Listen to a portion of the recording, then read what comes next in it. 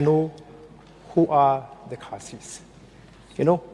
I had already mentioned in this August House, there's nothing to deprive or nothing, no ill intention against any community. But I always use jingpynshai supang ke kentin Jaintia kumbang layu I ya ki kuat babon bagi soto bakla baka kentin Jaintia kadi ke jepun rikam di kunta ha ke jala jani idon tang ar jepun kata karo padu khasi ni la pan ong ba ka kentin Jaintia kam de ka jepun riu namar kentin Jaintia kadi ke kam hima sina jong ustim Jaintia pur laban ong kadi ke caka ke banging isa kum ki penar ki war ki badon ha kaput usam jong ustim Jaintia pur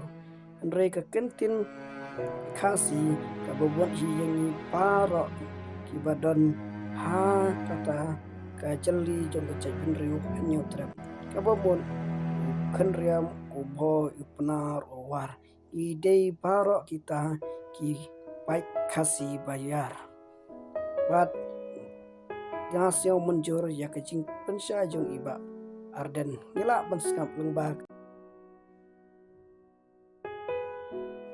Honorable Deputy Chief Minister to be measured enough. He should understand the minds of the mover. When I say the khasis, I know who are the khasis.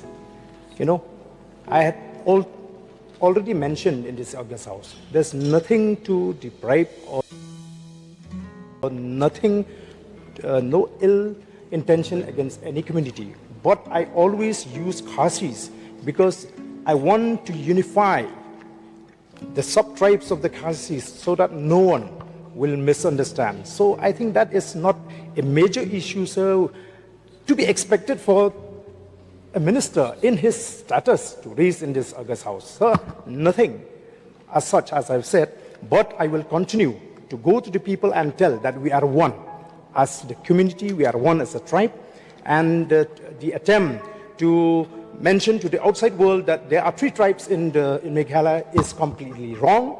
We belong to the same tribe, the Panar, the Kinriam, the War, so on and so forth. So I don't think, sir, that is too serious a matter for you.